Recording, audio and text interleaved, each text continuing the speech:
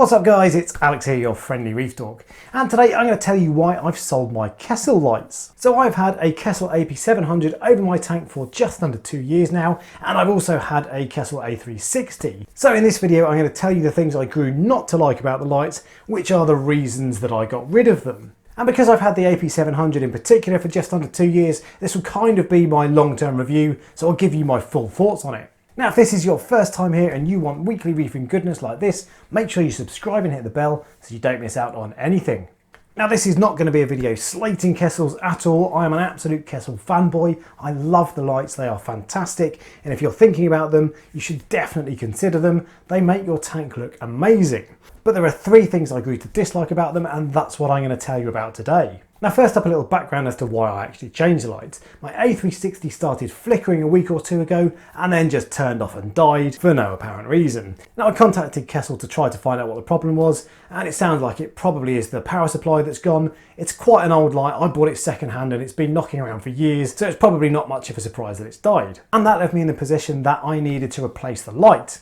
Now I was never quite happy with that A360. I always felt that on my tank, a 4x2x2 with mainly SPS corals, that I could have done really with 2 AP700s. So one of my choices was just to replace the A360 with another one, but given that it already had problems and that it wasn't really kicking out enough light, that didn't seem worth doing, so I crossed that off the list. The other option would have been to get a second AP700, but, and this is the first problem with them, they are very expensive. They're £900, which is more than the equivalent Radion XR30, and it's one of the most expensive lights kicking around there. So that's issue number 1, but there were 2 more reasons why I changed, which are actually more important than budget, because ultimately £900 for lights on a reef tank is a lot of money, but it's not the be all and end all compared to the amount of money you're likely to spend on corals. So the first thing I wasn't happy about with the light was the blue look. The Kessil colour is generally absolutely fantastic. No light looks better. The shimmer is just so beautiful, and your corals are bathed in this lovely light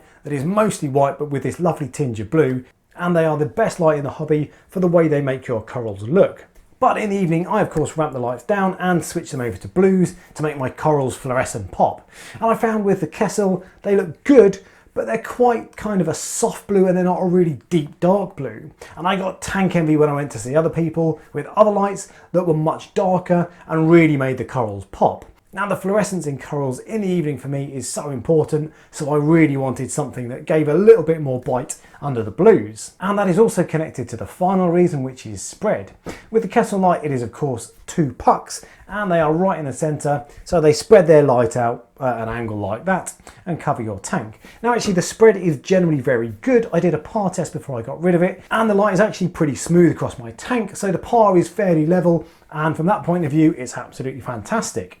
But the problem with the light coming from a single point is that anything on this side is going to be shaded. So the light comes from there, your coral is here, the light will hit that part of your coral, and this side will be dark, it will be shaded. It will be lit up of course by reflections from the glass and the water, but you won't be able to see it as well. So what I wanted was a light that comes from all over the place, so you can see every single angle of every coral. So even if I got a second AP700, that wouldn't have fixed the problem. The actual dream scenario on my tank would be to have maybe 3 or 4 Kessil AP700s mounted front to back on the tank, so I get all the coverage and of course the lovely Kessil colour and shimmer. But I certainly can't afford 4 sets of their lights, so I needed to look elsewhere. Now there are only really 2 panel lights that fit the bill, one from Orphec that's quite expensive and still doesn't quite give the full coverage, and the other one is from Evergrow, which is the one I went for in the end. Now I've done a first impressions video of the Evergrow, and so I'll put a card at the top of the screen so you can go and check that out. But in brief, the Evergrow does make the corals look very nice still, and the deep blue in the evening is lovely and really makes the corals pop and fluoresce.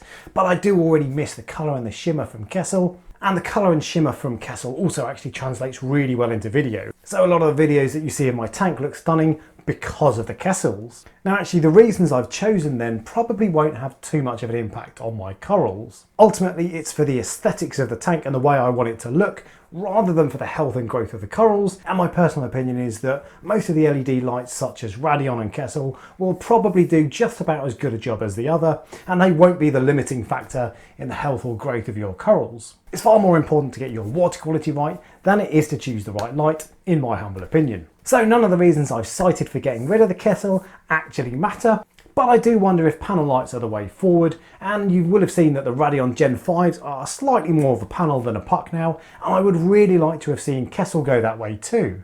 The new fixture that they're about to release to replace the AP700 is the AP9X, and that is effectively two A360s all in one body. But I would have absolutely loved to see them make sort of a panel style light using maybe 4 of the A160s, the smaller light, spread out over more of a wider rectangular square type scenario. But I'd really like to know what you guys think about lights. Do you prefer the single puck style that gives you a really sleek looking fixture that sits nicely over your tank? Or do you prefer the idea of a complete blanket of light covering your entire tank?